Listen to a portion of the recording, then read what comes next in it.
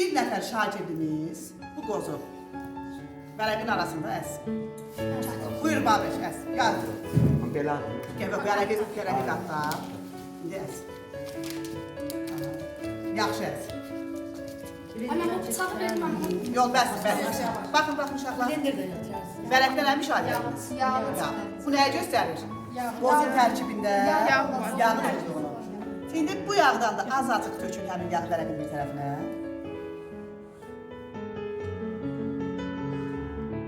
Bəs. Vərəq şəffaflaşdır. Deməli, bu qida maddələrinin tərkibində nəyin olduğunu göstərir?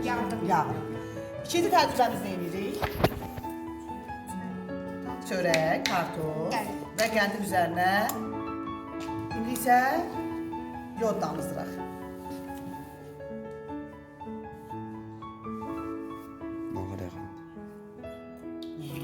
Hamısını. Dəsti bir damcı gəliriz. Qəndində üzərinə. Aha. Bu da bu təcrübə, qoy geçsin təcrübəmiz hələ ki. Sonra bu bizim pişmiş yumurtamız. Gəlin uşaqlar, natri kitabdan da pişmiş yumurtanın üzərinə əlavə edirik.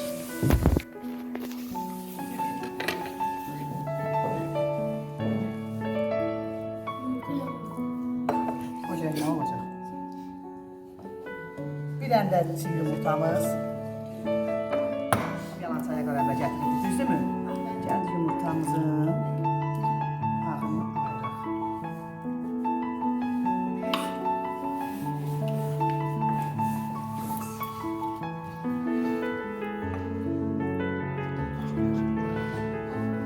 Ay, üstə qalır. Baxın. Karışma. Üstə qalmaq yox, hələ davam edəcək.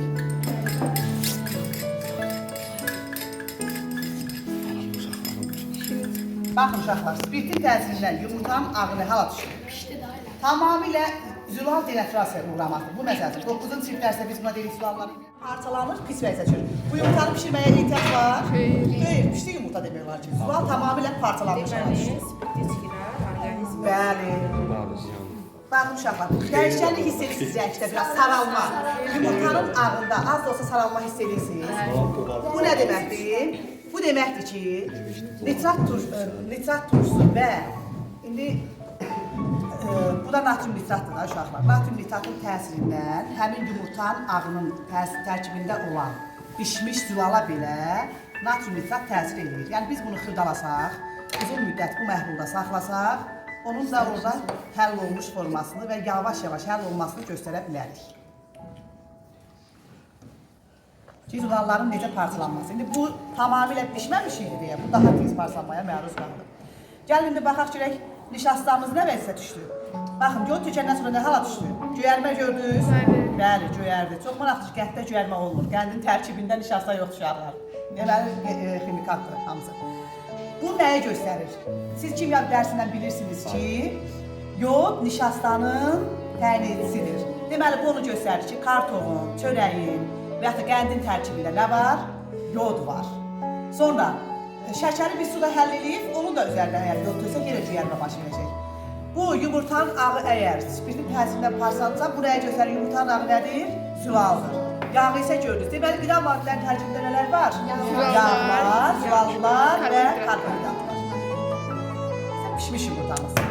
Gəlin indi bunu müşahidə edək. Şagirdimizin biri pişmiş yumurtanı yesin. Bəli, təsdiq işlərimiz. Aha, duracaq. Hələ bu maddəsi budanda. İndi içiniz boğazda olsun. Boğaza bakın, budanda boğaza bakarsınız. Bakın, gördünüz buradan. Budanda gördünüzmü dəyişənliyi?